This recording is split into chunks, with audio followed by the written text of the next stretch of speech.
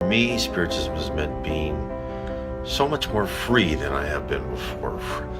Not entirely free from anxiety and stress, but it's certain in the knowledge that I know what I'm going through is temporary and is actually made to be beneficial for me, as hard as that may be to accept at times and emotionally accept.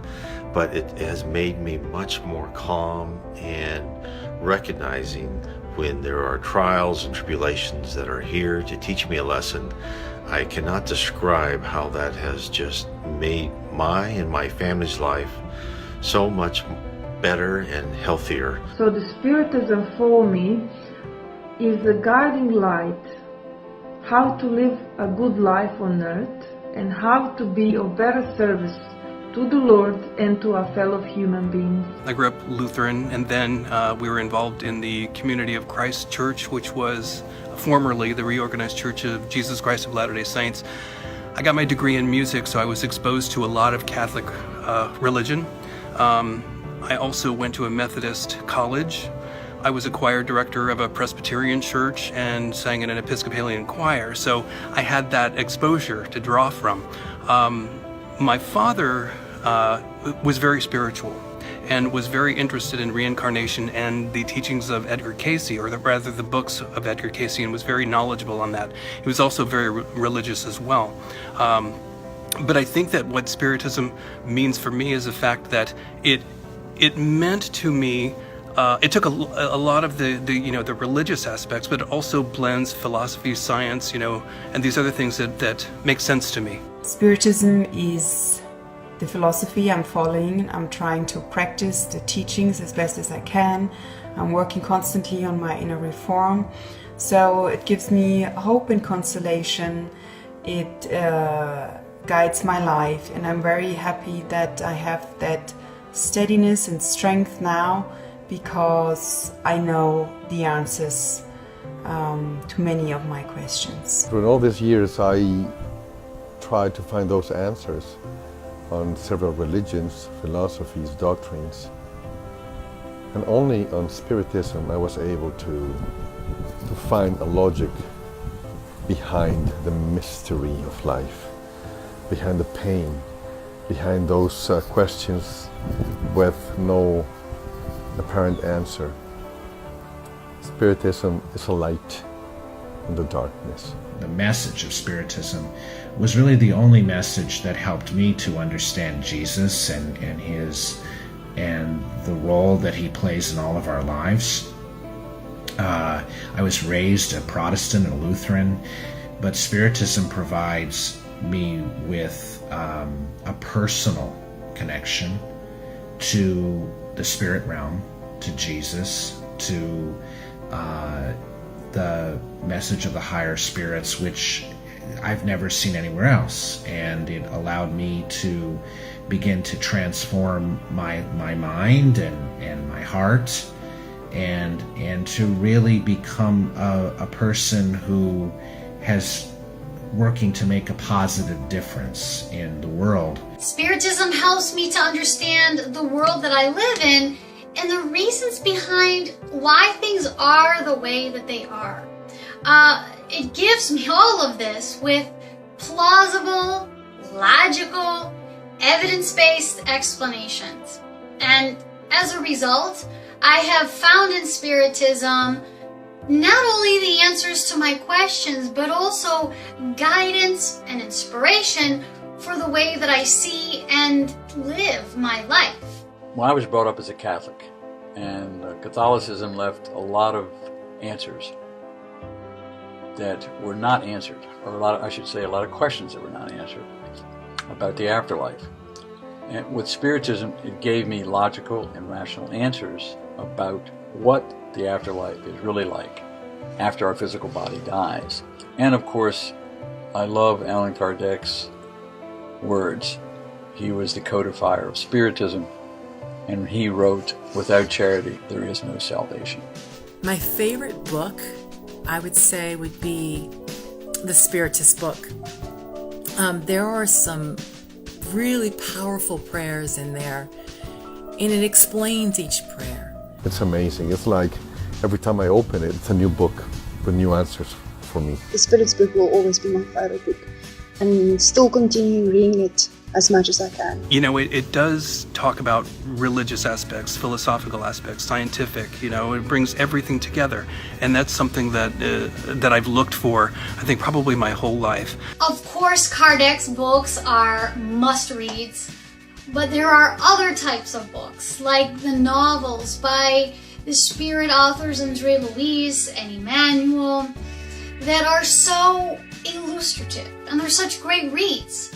And then there are certain authors, like the amazing Léon Denis, who are among my favorites for their ability to explain things in ways that are so beautifully captivating and inspirational. My favorite book is No Solar, because in this book I first time come into contact with the good news, with the knowledge about the spirit world, and with the knowledge about my responsibility on this earth to do good. The book that I like the most is Paul and Stephen, because for me it's the story of transformation.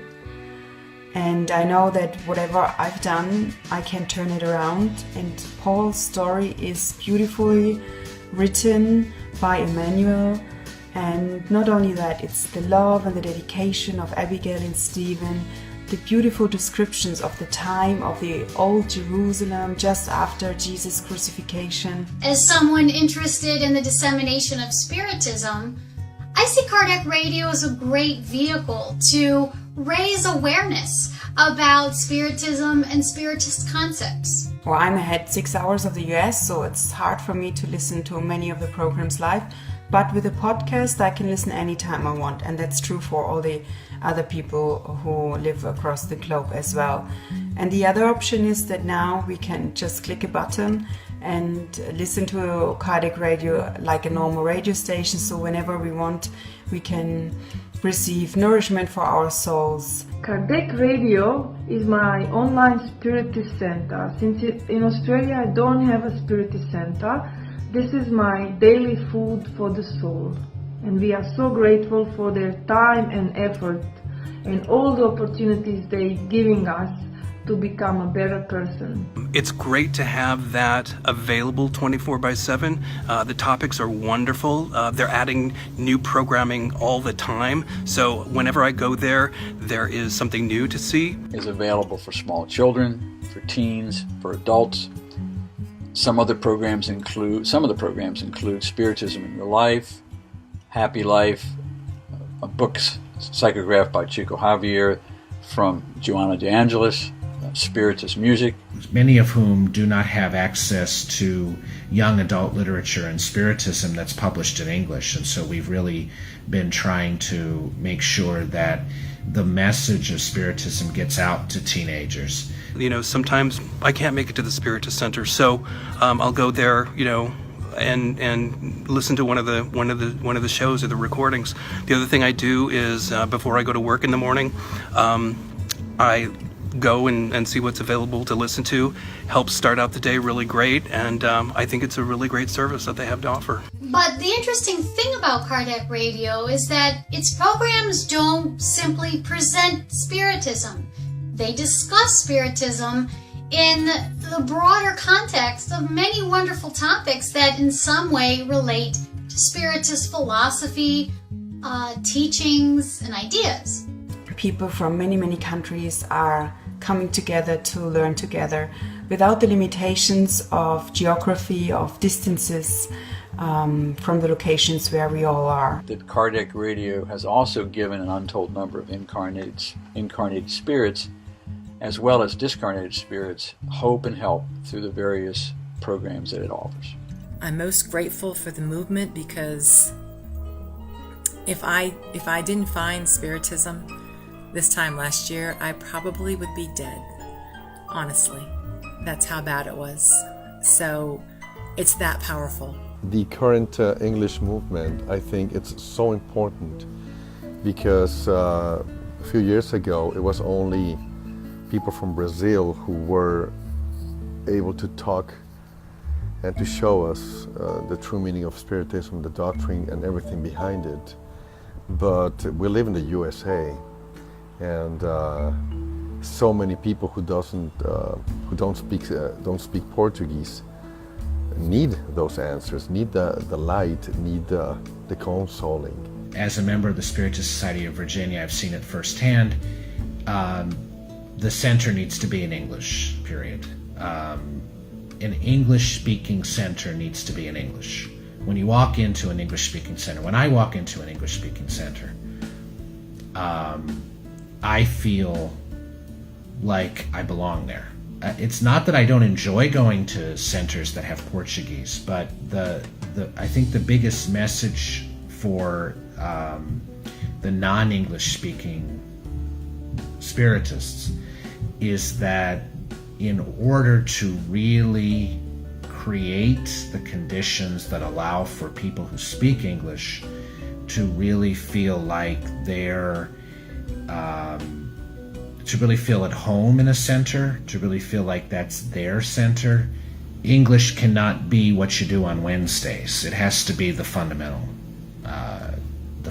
language of the center. And it's about unity, it's about fraternity, so we need to include everyone, and we do that by speaking the language of the country we're living in, and or English, because English is the connecting point for many people around the world. I'm very grateful that I can go to a Spiritist center here in New York or Long Island or Connecticut or anywhere in the Northeast region and hear it in English. But I think as more and more you have English speakers who are able to teach and understand and translate what the good books, Spiritist books are saying, I think it can move forward. When I started studying Spiritism, there was little material in English, but now we have a lot. There's still so much more to translate and everything, but there's a growing amount of material in English, and it seems like we have